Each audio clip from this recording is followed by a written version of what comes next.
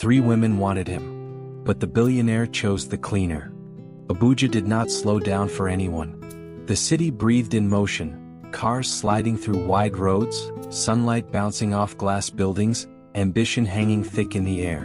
And on a quiet morning, everything changed. Because Diggs Foyer had arrived. He stepped out of the black SUV with the kind of presence that made people look twice, sometimes without realizing why. Effortlessly composed. His movements were unhurried, yet precise, like a man who understood the value of control. His tailored suit sat perfectly on his frame, not loud, not flashy, but expensive in a way that didn't need explanation. His eyes scanned the building before him, Uranium Tech Corporation, Abuja headquarters. There was no excitement on his face, only focus, because to Diggs, this wasn't an adventure. It was an assignment. He had 14 months. 14 months to stabilize a failing system. 14 months before he returned to New York to get married. By the time he walked into the office, word had already spread. He's here. The consultant from New York. They said he's the owner's son. And he's single? The whispers moved faster than he did. Glass walls reflected his image as he passed. Clean lines, steady steps, quiet authority. Heads turned. Conversations paused. Eyes followed. And then, there were the women. Jennifer noticed him first. Not just noticed, studied. Her lips curved into a knowing smile as she adjusted her posture slightly, smoothing down her dress in one fluid motion. Interesting, she thought. Daniela noticed him next. But her reaction was softer, more internal. Her fingers paused over her keyboard as her eyes lifted slowly, curiosity flickering into something warmer. He looks different, she thought. Boyle? She didn't hide it. Her gaze lingered openly, boldly, tracing him with confident interest. And when their eyes almost met, she didn't look away. That was the moment it began. Not a conversation, not an introduction, but a silent agreement between 3 women that Diggs Foyer was worth pursuing. But while attention gathered around him like heat, there was someone else in the room. Someone no one was watching. Leticia.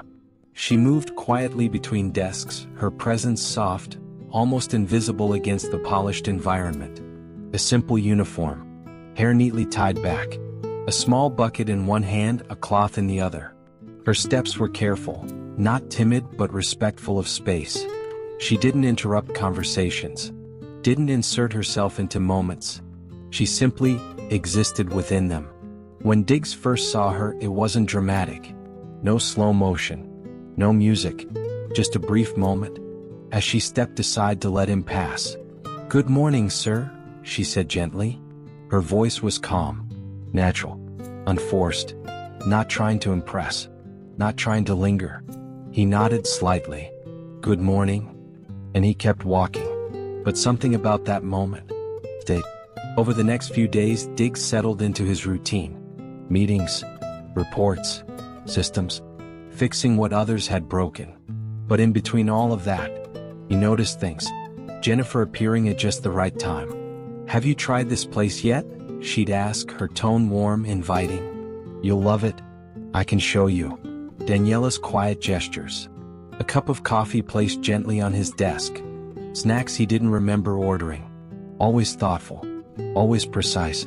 Boyo's presence was impossible to ignore. "Sir, are you heading out?" "I think we're going the same way." And before he could fully respond, she was already beside him. It was obvious, the attention, the effort, the intention behind every smile. But none of it unsettled him, because Diggs was used to attention. He just didn't respond to it. And then, there was Leticia. She never lingered, never forced conversation. But sometimes, when she stepped into his office to clean, she would pause just slightly. "Hope you're settling in well, sir." Simple, sincere. And then she'd continue her work. No expectations, no hidden meaning, no performance. And strangely, that was what made him look at her twice. One Sunday morning, the apartment was quiet, too quiet.